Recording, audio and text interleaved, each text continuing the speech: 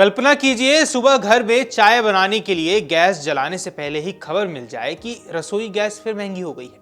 ऐसे में हर परिवार के बजट का गणित अचानक बदल जाता है। देश के करोड़ों घरों में इस्तेमाल होने वाले एलपीजी यानी कि रसोई गैस सिर्फ एक ईंधन नहीं बल्कि रोजमर्रा की जिंदगी का अहम हिस्सा है। इसलिए जब इसकी कीमतें बढ़ती हैं तो इसका सीधा असर आम लोगों की जेब पर पड़ता है।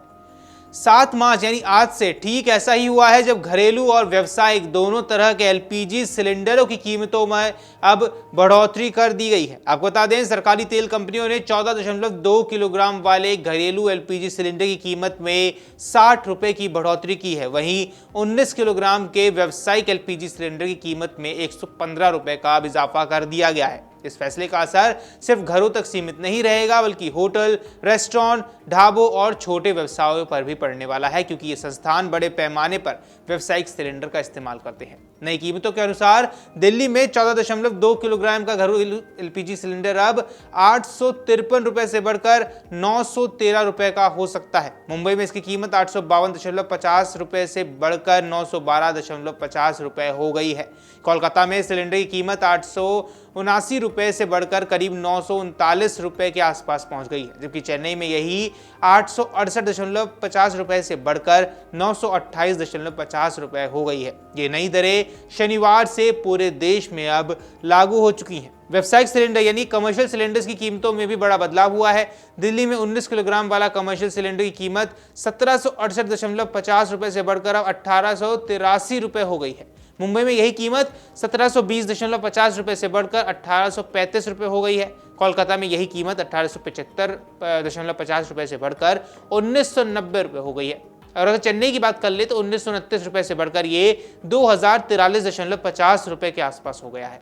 व्यावसायिक सिलेंडरों की कीमतें बढ़ने का मतलब ये है कि आने वाले समय में होटल और रेस्टोरेंट में खाने पीने की चीजों की कीमतों पर भी असर पड़ने वाला है।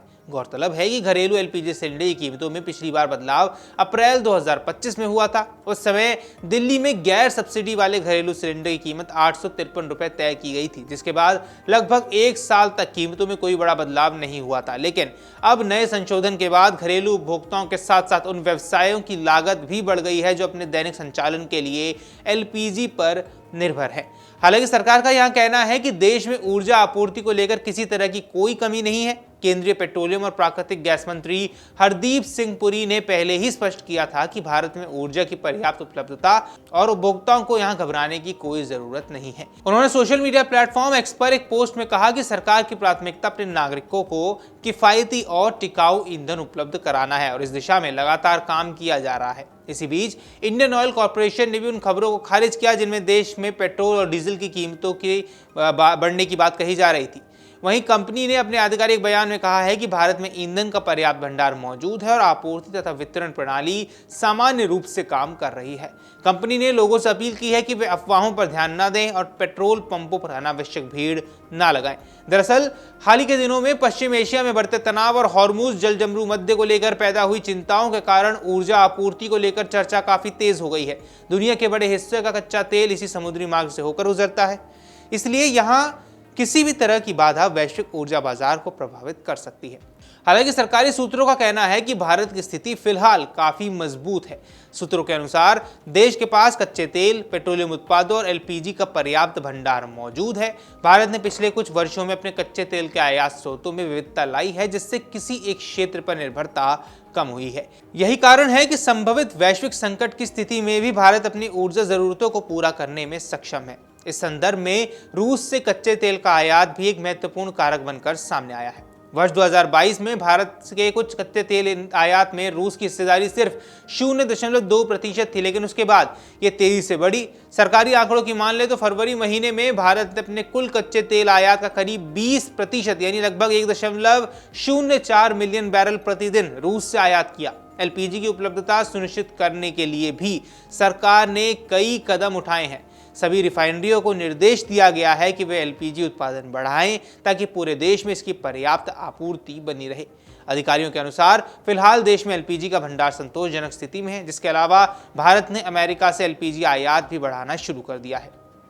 सार्वजनिक क्षेत्र की तेल कंपनियों ने नवंबर 2025 में अमेरिकी खाड़ी तट से वर्ष 2026 के लिए लगभग 2.2 मिलियन टन एलपीजी आयात करने का 1 साल का अनुबंध किया है।